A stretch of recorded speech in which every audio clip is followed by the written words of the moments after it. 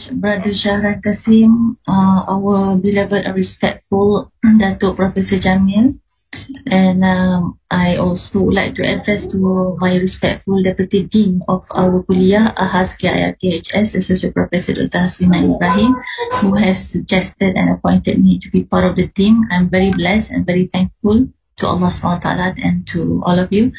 So also my colleagues presenting subjects this morning, 3 of them, and beloved students, viewers, listeners all over the world. Assalamualaikum warahmatullahi wabarakatuh. Alhamdulillah, Alhamdulillah, praise be to Allah subhanahu wa ta'ala, wassalatu wassalamu ala ashrafil anbiya'i wal mursalin, wa ala alihi wa sahbihi ajma'in, amma ba'd. We will continue inshallah to our second discussion for the second week under the subject of hadith, and the topic today will be on the relevance of hadith as a source of Sharia knowledge. And before that, inshallah, I will divide this presentation today into 3 parts.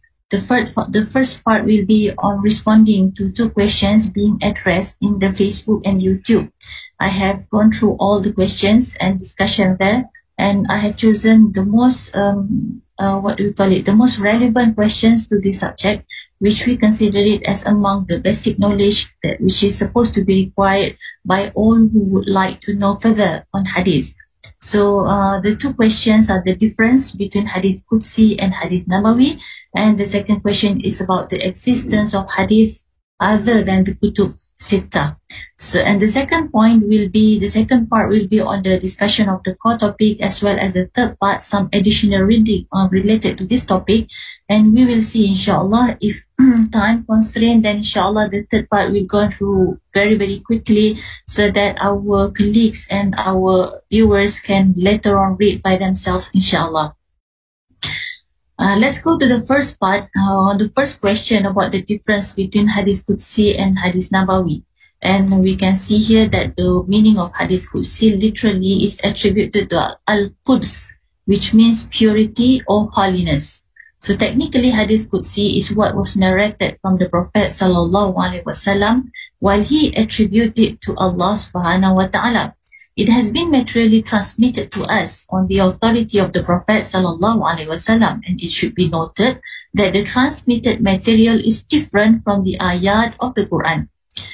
Hadith Qudsi could be authentic, could be sahih, could be hasan, agreeable, could be da'if, weak, or a forgery, mawdu'.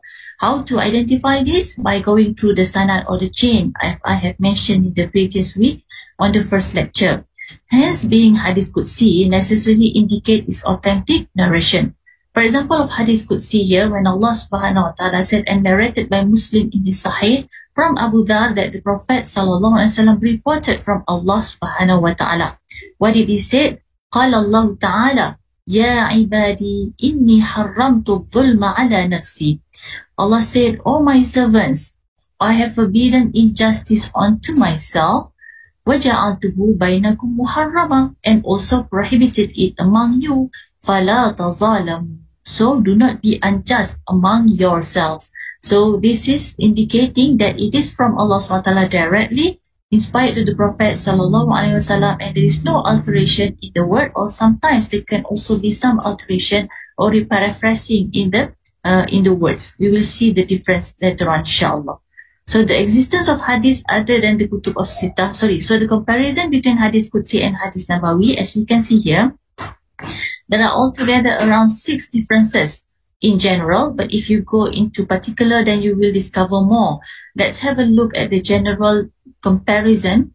First of all, when we look at Hadith Qudsi, we understand that the meaning originates from Allah subhanahu wa ta'ala, while the Prophet sallallahu alaihi wasallam uses his own words. Okay? As I mentioned earlier, the meaning directly from Allah SWT, inspired by Allah SWT, and the Prophet ﷺ used his own words to convey it to the companions and to the rest.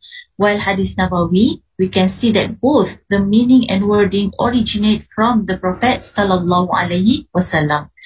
And the second difference, the comparison, is that the chain of transmission ends with Allah subhanahu wa ta'ala. That's why we'll see in Hadith Qudsi, they will mention Qala Allah ta'ala. Allah subhanahu wa ta'ala said, But for Hadith Nabawi, the chain of transmission ends with the Prophet sallallahu alaihi wasallam by saying like Qala Rasulullah sallallahu alaihi wasallam, etc. The third difference is that the subject matter of this hadith is restricted or confined to specific matters. It does not combine several issues in one hadith. But the Hadith Nabawi, the subject matter is general. It covers all aspects of life. And number 4, the difference, the comparison is when quoting Hadith Qudsi, one opens by saying the Prophet sallallahu alaihi wasallam said that Allah subhanahu wa ta'ala said. But when you quote Hadith Nabawi, one opens by saying the Prophet sallallahu alaihi wasallam said. Number 5 is that Hadith Qudsi is actually fewer in number as compared to Hadith Nabawi. There are many in number. And 6 is most of the sacred hadiths are directly in first person, while Hadith Nabawi, they are recorded both in direct speech and in third person. Alright, Alhamdulillah, down with the first question. I hope I have addressed the answer to those who asked the question, and also may it benefit all of us. And the second part of the question is the existence of hadith other than the Kutub Sittah, because in the first lecture I have explained on the existence of the 6 books of hadith, which is Kutub Sittah, known the Kutub Sittah, and that's the picture down there below in the slide. However, when you ask about whether there are other sources of hadith, the answer is yes. I would like to share with you this picture because interestingly, the big book of Kutub Sittah currently compiled all together in one compilation is very large, very big, like this, yeah, in size, and very thick, but the font is very small. However, this is practical for those researchers who would like to read hadith from the Kutub Sittah in a very express manner. You can find it easily, can be obtained from this book. This book is published by Darussalam, Riyadh, Saudi Arabia. Right. So when we talk about the compilation of the Kutub Sittah, we need to touch a little bit at Sunnah preservation through documentation in a comprehensive and excessive manner has begun from the time of the Prophet sallallahu alaihi wasallam, and then it was continued by the companions and then the Tabi'in. And we can see here that Umar ibn Abdul Aziz, the later Caliph, he has done a huge campaign for Sunnah documentation, and he has collected it, and it bore its fruits in a very wide range. So the scholars further collected Sunnah in the 2nd and 3rd centuries in particular, and later centuries in general from various parts of the Muslim domains. This collection has taken different forms, such as different types of categories and subjects, biographies, dictionaries, collections, which we name it as As-Sunan, Al-Musannafat, Al-Muwatta'at, Al-Mustadrakat, Al-Mustakhrajat, Al-Ajza' Al-Haditha, Al-Fawaid, and Al-Amali, etc. Hence, there are Musannafat before Kutub Sittah. So we can say 6 plus 3. What are those 3? Muwatta' Imam Malik, Musnad Ahmad, and Sunan Ad-Darimi, as I have displayed the pictures on the slide. So what is Musnad and Musannafat? So we have Kutub Sahah. Yeah, alright, Kutub Sahah are the books which name themselves as Sahah. But actually, they are very lenient in judging the hadith. Not necessarily they are Sahih. All of them are Sahih. Such as Sahih Ibn Hibban, Sahih Ibn Khuzaimah, Musnad Ahmad ibn Hanbal, and Al-Mustadrak Al-Hakim. And remember, this is in additional of the 6 books that we have mentioned earlier, beginning from Bukhari, Muslim, Tirmizi, Abu An-Nasa'i, Ibn Majah, Abu Dawud. But in addition of that, these are the Sahih, right? Al-Mustadrak Al-Hakim, for example, whenever he said Sahih in his book, although he mentioned this hadith is Sahih, we have to see the consensus from Al-Dhahabi, another scholar who did a takhrij on the book, who did the scrutinization process, a very scientific process in identifying the authentic from the rest. Okay, then we can rely on it. So if Al-Dhahabi commented on it as Sahih, then we can agree with the Sahih that has been mentioned by Al-Hakim in his Al-Mustadrak. The book name is Al-Mustadrak and the author is Al-Hakim. So, for example, normally Dhahabi will say, or the commenter will say, this hadith is Sahih according to Al-Hakim, agreed by Al-Dhahabi, then inshallah it is a reliable, authentic one and we can take it. And the last one is Musannaf, and the most popular one named is Musannaf Abdul Razzaq, as I have displayed the cover on the slide. For example, Musannaf Abdul Razzaq, their lenient way of judging the hadith make their compilation be after the Kutub Tis'ah. The ranking other than Sahihain, Bukhari and Muslim has all range of hadith. This is the consensus of the Ummah all over the world throughout the generations, that the best or the most authentic book of hadith is Bukhari, and secondly is Muslim, and after that there are range of hadith within those compilation. But the best is Kutubut Sittah, and then come after that Kutubut Tis'ah with additional of Muwatta Imam Malik, Musnad Imam Ahmad ibn Hanbal, and Sunan Ad-Darimi, and lastly the 10th, which is not included in this compilation. However, it is recognized with very strict condition on the authenticity of the hadith, which we name it as Musannaf Abdul Razzaq. So altogether, we have these 10 sources of hadith in our discipline of knowledge as a source of knowledge. Right. Now, we go to the second part, Alhamdulillah, which is a topic for this week, the relevance of hadith as a source of Sharia knowledge. First of all, we will go through the authority of the Sunnah as source of Sharia knowledge. For this discussion, I have cited many pages from the book that is authored by Dr. Muhammad Shahjani and myself, named entitled Divine Revelation as Source of Knowledge, published by IUM Press, and it is also available online for those who would like, interested to obtain it. I have received some questions from some colleagues who watched our lecture last week. They texted me and asked me to guide them further on the reading materials related to the hadith. So Alhamdulillah, today I'm trying my best to provide all the information related to some beneficial reading for further input and accurate information related to the hadith. And one of it is this part, when we want to talk about the authority of the Sunnah. So as we all are aware that Muslims are obliged to obey the Prophet's instructions and directives as enshrined in the Sunnah, as much as they are also obliged to recognize the authority of the Sunnah, which we say in Arabic as Hujjiyat Sunnah, to be a source of Sharia and knowledge in Islam, second to the Quran. This obligation is founded on religious and rational grounds. As far as the religious ground is concerned, there are many evidences from the Quran in support of this obligation. The Quran has obliged the Muslims to obey the Prophet's instructions, observe what he has commanded, and to refrain themselves from what he has prohibited. So Allah said in Surah An-Nisa, verse 136, Ya ayyuhalladina amanu, O you believers, Aminu billahi wa rasulihi. Believe in Allah and His Messenger. So see the statement here that we are commanded by Allah in the Quran, not just to believe in Allah, renew our belief from time to time, but also to believe in the Prophet sallallahu alaihi wasallam, who is His Messenger. Wal kitabil ladzi nazzala ala rasulihi, as well as the book that has been revealed to His messengers. Wal kitabil ladzi anzala min qablu, as well as the book that was revealed earlier, that refers to the 3 books, Bible, Torah, and Zabur. However, those we recognize, and I will mention in the Quran in several places that yes, those books were revealed by Allah SWT by Himself, but it was exposed to many kinds or many types of forgery and fabrication by the deeds of human being.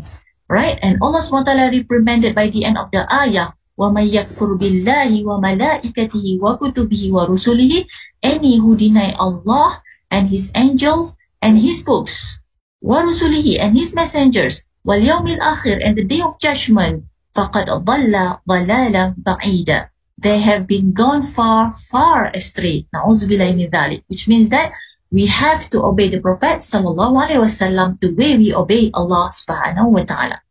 So I will provide here 5 evidences on the authority of hadith as a source of Sharia knowledge, although there are actually many more available in the Quran.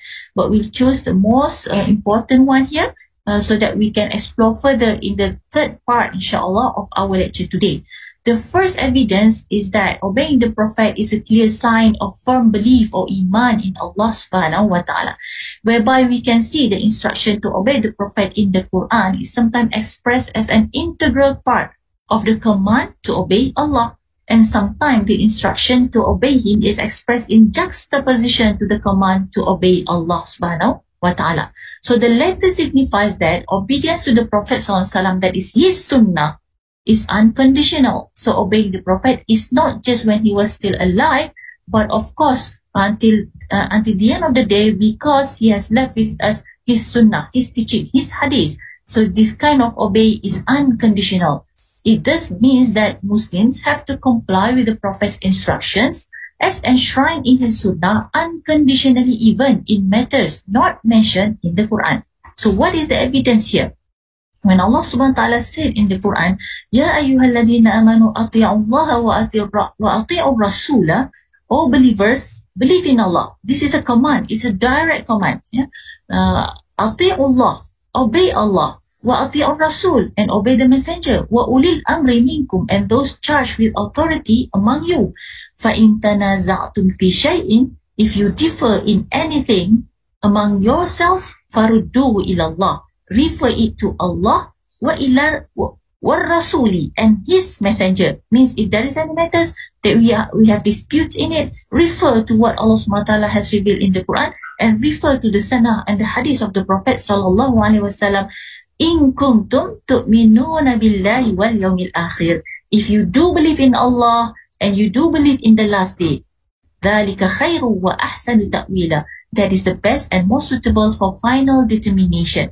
So those who obey the Prophet ﷺ, the way they obey Allah SWT has been praised here as among those who has most suitable khairun wa ahsanu ta'wila, and final determination from the teaching of the Prophet ﷺ. Right. The second evidence is actually obeying the command of the Prophet is a single act of obedience, of obeying the command of Allah subhanahu wa ta'ala, as enshrined in the Quran, same from Surah An-Nisa, verse 80. Allah subhanahu wa ta'ala said, "May yuti'ir rasula faqad ata Allah." Those who obey the Prophet, the Rasul, they are actually obeying Allah subhanahu wa ta'ala. And there is also a reminder here, وَمَنْ تَوَلَّى, and those who turn away, فَمَا أَرْسَلْنَاكَ عَلَيْهِمْ حَفِيظًا, we have not sent you over them as a guardian. Means that those who disobey the Prophet sallallahu alaihi wasallam, then the Prophet sallallahu alaihi wasallam has no account of them. As long as the Prophet has reminded them to obey Allah and to obey the Prophet, but they disregard this commandment, then there is no longer under the account of the Prophet sallallahu alaihi wasallam. While the third evidence is that those who denounce the hadith is actually among those who are prescribed as dalalah. What is dalalah? Those who are clearly on the wrong path. So rejecting the sunnah for the reason that its teaching are no longer relevant is a grave offense in Islam. Yeah? And some people tend to say that. Such an act reflects one's weaker state of faith in the authority of Muhammad's prophetic teachings, which constitutes one of the fundamental pillars of one's testimony of faith, that is shahada, after believing in Allah. Such an act is morally and religiously unethical according to the standard code of the Quran, and it has denounced those who have adopted this course of action as leading towards a clear state of error or dalalah. As we can see, ashhadu an la ilaha illallah. Yeah, we bear witness that Allah subhanahu wa ta'ala, there is no God except Allah subhanahu wa ta'ala. Wa ashhadu anna Muhammadan Rasulullah. And we bear witness that the Prophet Muhammad sallallahu alaihi wasallam is the messenger of Allah subhanahu wa ta'ala. So it comes together, right? And regarding this, Allah subhanahu wa ta'ala said in the Quran, وَمَا كَانَ لِمُؤْمِنٍ وَلَا مُؤْمِنَةٍ, it is not fitting for a believer, male believer, and also a female believer, إِذَا قَضَى اللَّهُ وَرَسُولُهُ أَمْرًا, when a matter has been decided by Allah and His Apostle. See? So the matter is decided not just by Allah SWT, but also by the Prophet Muhammad sallallahu alaihi wasallam, who is His Apostle. أَيَّكُونَ لَهُ الْخِيَارَةُ مِنْ أَمْرِهِ, to have any option about their decision, means that they have no option. They have no option except to obey Allah and the Prophet sallallahu alaihi wasallam whenever they command for something. وَمَنْ يَعْصِ اللَّهَ وَرَسُولَهُ, if anyway disobeys Allah and His Apostle, فَقَدْ ضَلَّ ضَلَالًا مُبِينًا, he is indeed on a clearly wrong path. See, it doesn't mention here وَمَنْ يَعْصِ اللَّهَ فَقَدْ. those who disobey Allah only. No, it mentioned here clearly those who disobey Allah and disobey the Prophet sallallahu alaihi wasallam. فَقَدْ ضَلَّ ضَلَالًا مُبِينًا. May Allah SWT protect us from that. So from the ayat, we can see there is a story that we can derive from the history, that the story of Zainab binti Jahash and his marriage with Zaid ibn Haritha. The above verse was revealed in response to Zainab binti Jahash al-Asadiyah, who refused to accept the proposal of Zaid bin Haritha to be his wife by the instruction of the Prophet sallallahu alaihi wasallam. Zainab is the cousin of the Prophet sallallahu alaihi wasallam, coming from noble family. Yeah. While Zaid ibn Haritha is the adopted son of the Prophet sallallahu alaihi wasallam, and he was originally as a servant. He was a freed servant, right? He was a freed slave that converted to Islam. Therefore, he was set free by the Prophet sallallahu alaihi wasallam. The Prophet loved him so much, as if he is his own son, to the extent that one of the day the Prophet would like to change his name to Zaid ibn Muhammad sallallahu alaihi wasallam, and that's the custom and the tradition of the Jahiliyyah. Whenever they adopted children, they will name their children to them. So they will say the bin and binti to themselves. However, in Islam, it is very strict. In terms of the generation, in terms of naming the nasab, Islam is very, very strict. So long there is no blood relationship or no official marriage, then the son or the children cannot be named to his father. Alright. So in this case, the Prophet ﷺ loves him as much as his own son, and then Allah subhanahu wa ta'ala commanded them to get married, and they come from a totally different background. The first one is a noble woman, intelligent, very beautiful, very well known, of her noble family, and the other one is a former slave. So we can see here there is adamul kafa'a, unequal status. Therefore, Zainab at the beginning was very reluctant to fulfill this command and to obey this command of the Prophet sallallahu alaihi wasallam. However, upon the revelation of the ayah mentioned earlier, she understood that whoever want to be considered or want to be recognized as a mu'min and as a mu'minah should obey the command of Allah and the Prophet sallallahu alaihi wasallam. Therefore, she finally married to Zaid ibn Haritha, although from the very beginning she was reluctant. And they went through a difficult times during their life, where she several times she was thinking about divorce. However, she has tried her best to accept Zaid as her husband, to perform her best as a good wife to her husband. And finally, it comes to the end that she cannot go anymore, and she requested for divorce from the Prophet sallallahu alaihi wasallam. The Prophet at the beginning was not entertaining that request, because the command of this marriage originated from Allah subhanahu wa ta'ala. We will never disobey the command of Allah subhanahu wa ta'ala. However, after several times, then another command revealed by Allah subhanahu wa ta'ala in the Quran, ordering the Prophet sallallahu alaihi wasallam to marry Zainab. Therefore, when Zainab requested for divorce, then the Prophet sallallahu alaihi wasallam finally allowed them to divorce between Zainab and Zaid. And after the Iddah, the Prophet ﷺ married Zainab binti Jahash. And so there are several Sharia legislation derived from this event. First of all is that adopted son would forever be adopted son. They could not change their name to be bin or binti to their father. Secondly, an adopted son, if they are married and they are divorced, then the adopted father has the authority to marry the ex-wife. However, if it is not an adopted son, if it is an immediate son or real father or real son, whoever divorced or passed away, if they left their spouse behind, then the other one could not marry to the spouse. For example, if Zaid is the true son of the Prophet Muhammad sallallahu alaihi wasallam, and then he passed away over divorce, then Prophet could not marry Zainab.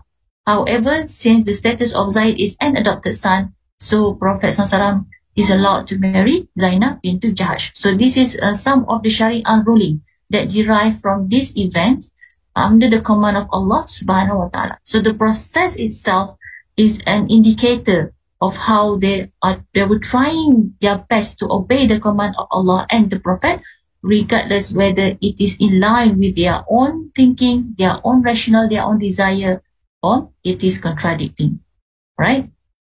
That's the third evidence. Because obeying the command of Allah, there must be hikmah behind it. There must be wisdoms hidden behind it, insyaAllah. As long as we have that belief, let's obey Allah SWT. Let's obey the command of the Prophet SAW as much as we go. And believe there must be something good behind it, insyaAllah, which we will discover later, whether in this life or whether in the hereafter. And that would be the most suitable one for us, and that would be the best for all of us. Then that can be related to istikhara, actually. This is what I would like to address. So whenever you pray istikhara and you got the result, you follow the result of the istikhara, then something negative happened, actually there must be hikmah behind it, because it is guided by Allah. Although it seems to be bad at that time, asa an takrahu shay'an wa huwa khairul lakum, wa asa an tuhibbu shay'an wa huwa sharrul lakum. Allah has mentioned in the Quran. Sometimes you thought the thing is bad for you, but it's actually good for you. Sometimes you thought the thing is good for you, but actually it is not good in the sight of Allah SWT. Allah knows best, right? And the fourth evidence is subsequently based on this verse and the views of the Sahaba. Muslim scholars have concluded that opposition or khilaf against the authority of the Prophet's Sunnah is a serious offense in Islam and tantamount to an act of disbelief or kufr. When a man inquired from Ibn Abbas, for example, about performing 2 raka'at recommended prayers after Asr, he strongly objected by reciting Surah Al-Ahzab, verse 36, to indicate that the fact the Prophet ﷺ had never performed 2 raka'at prayers after Asr. In the view of Ibn Abbas, since the Prophet had never done that, there is no legitimate reason for Muslims to insist on doing it, even though they might have thought it good for their religious piety. In other words, Muslims are not supposed to introduce new things in religion of which the Prophet ﷺ did not do, nor did he encourage doing. Yeah? If yes, then of course the companion, the Ibn Abbas, will allow this companion to add on the 2 raka'at, isn't it? After Asr prayers, because salat is a good thing. But since the Prophet ﷺ has never done it, then he firmly and strictly prohibits it. Means that the Sahaba was very firm in obeying only the command of the Prophet ﷺ, and they never dare to add on anything new unless based on what have been guided by the Prophet ﷺ. Okay, fifth evidence. From the evidence or the story of Umar ibn al-Khattab, we know that he is the best caliph in terms of futuhat al-Islamiyah. What did he do? One day Umar ibn al-Khattab, when he occupied the offices as the second Khalifa of the Muslim community, it is mentioned in a Shafi'i book of Ar-Risalah that Umar had once led the Muslim army towards Syria. Of course, nowadays we call it Syria. During that time, they call it as Asham.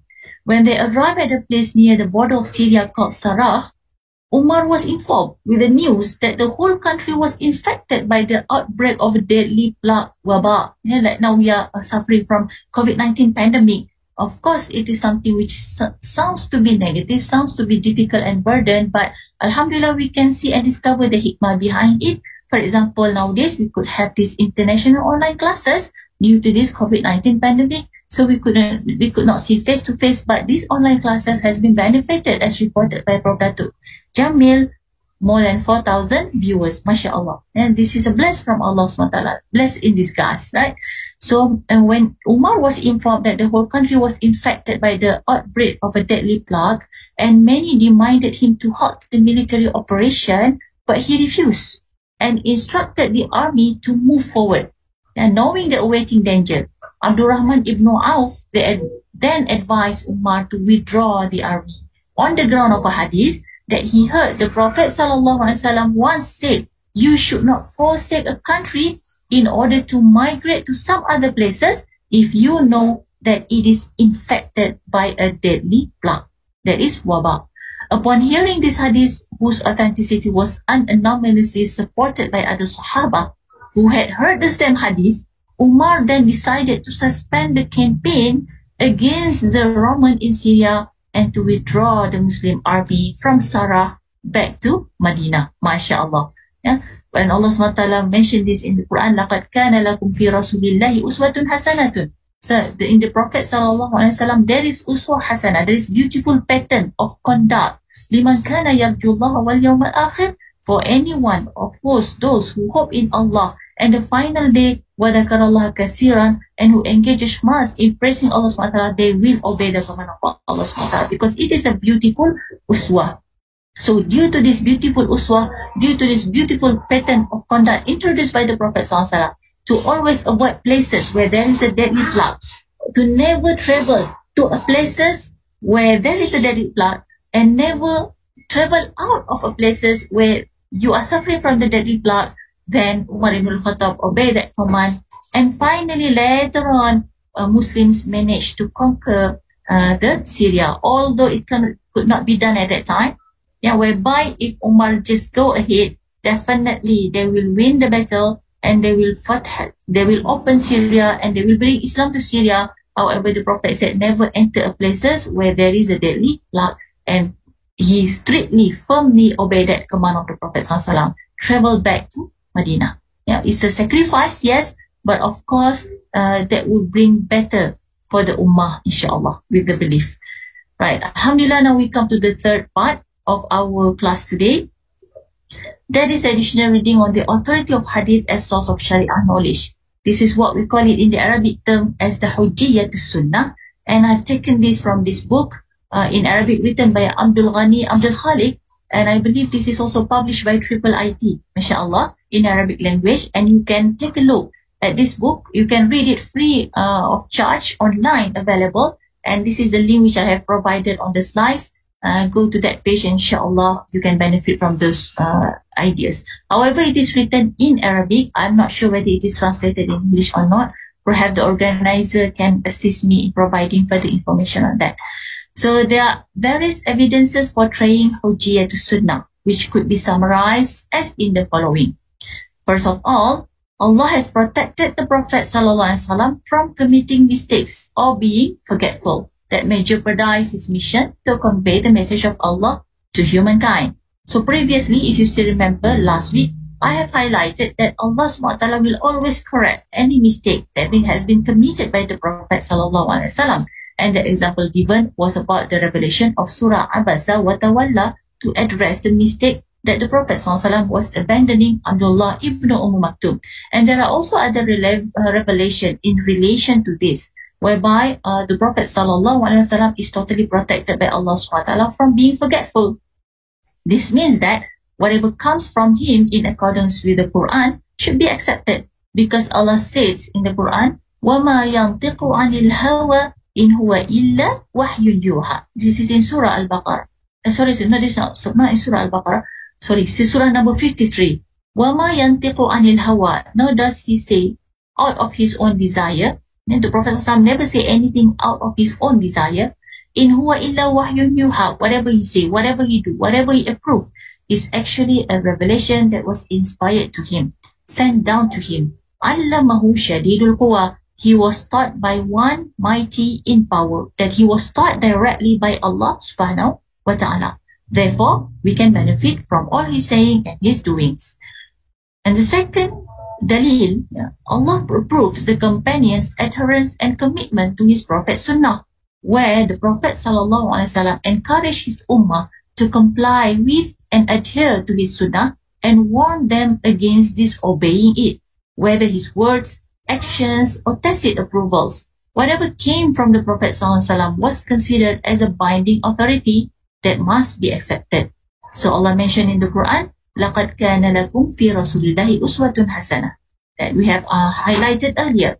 You have indeed in the Messenger of Allah a beautiful pattern of conduct for whom لِمَنْ كَانَ يَرْجُو اللَّهَ وَالْيَوْمِ الْآخِرِ, to be emulated by those who want to hope for the Allah, for the love of Allah, for the bless of Allah and the final day. Right. The third evidence is that the Quran repeatedly states the authority of the Sunnah through various Quranic verses, and it can be grouped into the following types. Yeah? So for those who try to disregarding the Sunnah with the justification that they are holding the Quran only, let's take a look at the Quran then. we'll see that the Quran itself has recognized and highlighted on the importance and the authority of the Sunnah through various verses. As we can see here, the first group is there are Quranic verses which show the obligation of believing in the Prophet sallallahu alaihi wasallam, and this verse show that to disobey or be unsatisfied with the Prophet's judgment is contrary to the belief in Allah. So whoever want to ensure that they have a true belief to Allah subhanahu wa ta'ala, a solid belief to Allah subhanahu wa ta'ala, they should always be satisfied with the command of Allah as well as the Prophet's judgment, right? So when the Prophet say in the hadith, this is halal, then we have to be satisfied. Okay, this is halal. And if it is said that it is haram, then it is haram. Yeah? Because the Prophet ﷺ in one of his tasks is actually to explain the Quran, which we can see the second group of Quranic verses explain and shows that the role of the Prophet ﷺ is to explain and interpret the Quran and to practically demonstrate the Quran to his ummah. The Prophet ﷺ explanation is consistent with the Quran, as Allah Himself affirms, وَأَنزَلْنَا إِلَيْكَ الذِّكْرَى. We have sent down unto you, Muhammad. Ilayka here refers to the Prophet Muhammad sallallahu alaihi wasallam. So Allah said that He has sent down to the Prophet Muhammad sallallahu alaihi wasallam a reminder. لِتُبَيِّنَ لِلنَّاسِ الذِّكْرَى. Al-dhikra is a reminder, and al-dhikra is also one of the name of the Quran. So we know that Al-Quran has several names, al-dhikra, al-Quran, and then al-Furqan. Yeah? So it is called as a reminder because the content in the Quran do remind human being to be a better person from time to time. So the Prophet ﷺ was sent down to him to the Quran by Allah SWT, لِتُبَيِّنَ لِلنَّاسِ. See the statement here? لِتُبَيِّنَ لِلنَّاسِ means so that you, O Muhammad, can explain clearly to the mankind. The revelation of the Quran revealed by Allah, and the Prophet ﷺ was assigned to explain that revelation to the whole humankind.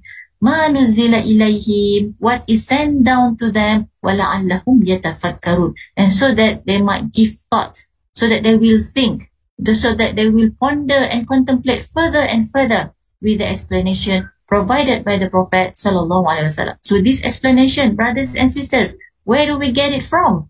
Right? The Prophet sallallahu alaihi wasallam is no longer with us. He already demised. Where do we learn it from? Of course, from the hadith and the sunnah of the Prophet sallallahu alaihi wasallam.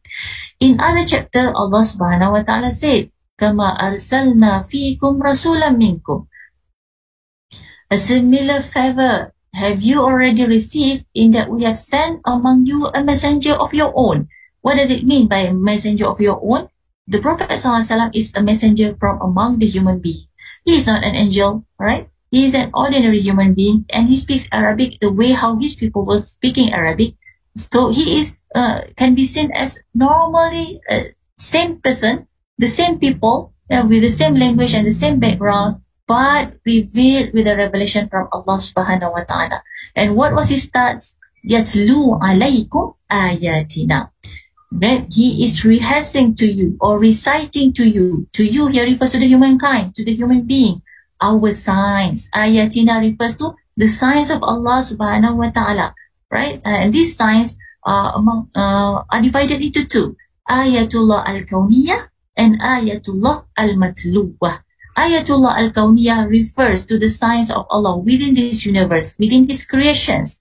And Ayatullah al-matluwah refers to the signs of Allah through His sayings, through the revelations, through His holy scriptures, right? وَيُزَكِّيكُمْ وَيُعَلِّمُكُمُ الْكِتَابِ. And the role of the Prophet is also to sanctifying you, yeah? To let us become zaki. Zaki means what? Clever, intelligent. وَيُعَلِّمُكُمُ الْكِتَابِ, and instructing you in scripture. وَالْحِكْمَةِ, and wisdom.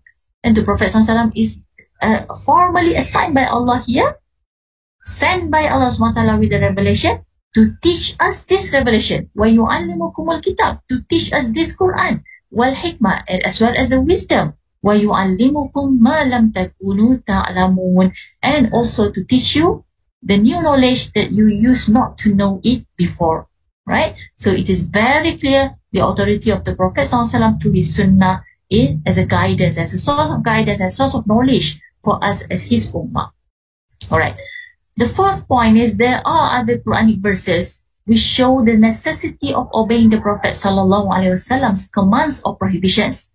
To obey him is to obey Allah subhanahu wa ta'ala. Also, the Quran warns us from the grave consequence of disobeying the Prophet and changing the Prophet's tradition after him. So this is what I have recited earlier. Allah subhanahu wa ta'ala said, قُلْ أَطِيعُوا اللَّهَ وَالرَّسُولَ فَإِنْ تَوَلَّوْا فَإِنَّ اللَّهَ لَا يُحِبُّ الْكَافِرِينَ. Is a command of Allah subhanahu wa ta'ala to obey Allah and his messenger. And also a reminder that whoever turned their back, Allah subhanahu wa ta'ala never loved them. And they are called here as Al-Kafirin. Al-Kafir means those who reject faith, those who turn away from the true teaching, the Quran and the Sunnah.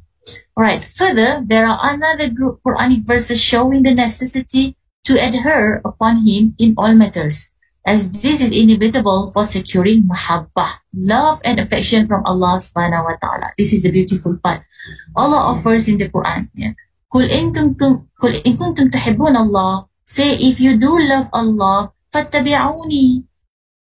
Then follow me. Follow who? Follow the Prophet sallallahu alaihi wasallam. This is a command of Allah to the Prophet to say it to his people, to say it to the humankind.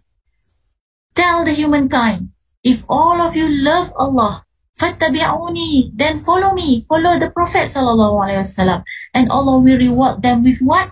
With his love. يُحْبِبْكُمُ. Allah will provide you with his love. وَيَغْفِرْ لَكُمْ, and forgive your sins.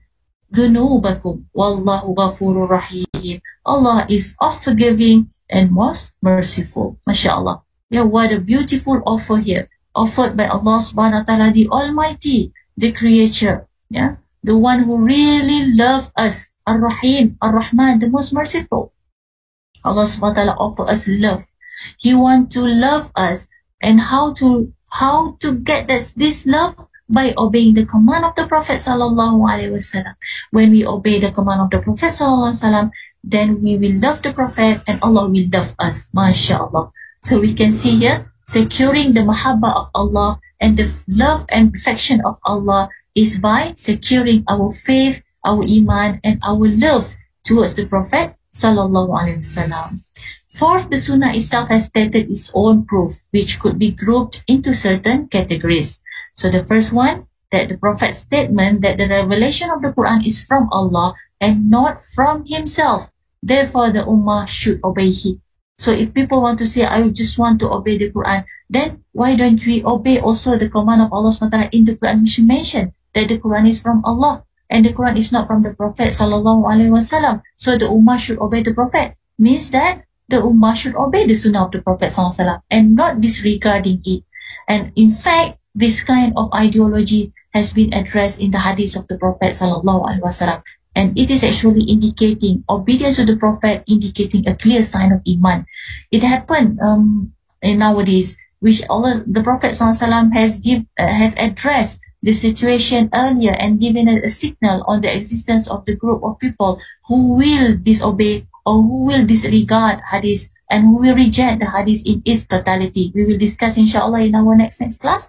However, I would like to cite the hadith here, which is narrated from Al-Miqdam ibn Ma'ad Karib reported that the Prophet sallallahu alaihi wasallam said, Ala inni utitul kitab. Yeah, I have surely been given the Quran. Al-Kitab is another name of the Quran. Alright, wa mithlahu ma'ahu, and something like it along with it. Ala yushiku rajulun shab'anun ala arikatihi yaqul. Soon the time is come when a man will recline on his couch. Alaykum bihadal Quran. Only follow the Quran. Okay, a man will recline on his couch and he is full, his stomach is full, and he will say, only follow the Quran. Alaykum bihadal Quran. Fama wajadtum fihi min halalin fa'ahilluhu. So make lawful what you find in it as lawful. Wama wajadtum fihi min haramin faharrimuhu. And what is outlaw, what you find, it is an unlawful in the Quran. Means if it is haram in the Quran, then you prohibit it. You consider it as unlawful. But just refer to the Quran. See? So the Prophet ﷺ has addressed earlier on the emergence of people like this in the future, which is now we are living in that time, in the modern period, in Akhir Zaman, on those people who deny the hadith and only regard the Quran and claiming that they only follow the teaching of the Quran. However, if we go in depth and we go further, by going through the verses that we have recited together just now, we will realize that those who claim to be obeying the Quran must at the same time obey the hadith of the Prophet sallallahu alaihi wasallam. Okay, lastly, Al-Quran is dependent over the Sunnah. The human mind cannot really understand the Sharia and subtle details of rulings from the Quran alone. Thus, if the Hujjiyah to Sunnah is not applied, it will not be easy to grasp or even understand the subtle teachings of the Quran. For example, the Quran says, وَأَقِيمُوا الصَّلَاةَ وَآتُوا الزَّكَاةَ وَارْكَعُوا مَعَ الرَّاكِعِينَ, and be steadfast in prayer, practice regular charity, and bow down your heads with those who bow down in worship. This verse carries the obligation of canonical prayer, the fardu prayer, and zakat without mentioning their forms. However, the details of that could be sought in the Sunnah. How much we have to pay for the zakah, right? How do we perform the salah? How do we do the ruku, etc.? These are all available in the Sunnah, and we would refer to the Sunnah to perform all this ibadah. Right? And as a conclusion, these are some pages that might benefit you to have further readings, which some of them are available free of charge online, such as if you want to read the Sunnah from a good translation in English, you can go to the sunnah.com, right? Good and reliable translation. And if you want to read 8,000 books related to all disciplines of knowledge in Islamic studies, over 7 million pages, you can go to shamila.ws. All books are free of charge, it's available online, you can read it, but all of them are in Arabic language.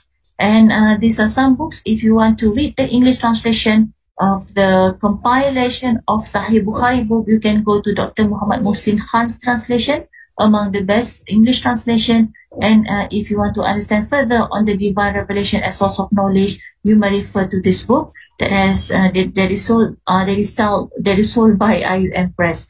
And with that, I have ended my session. Thank you very much, and sorry for any shortcoming.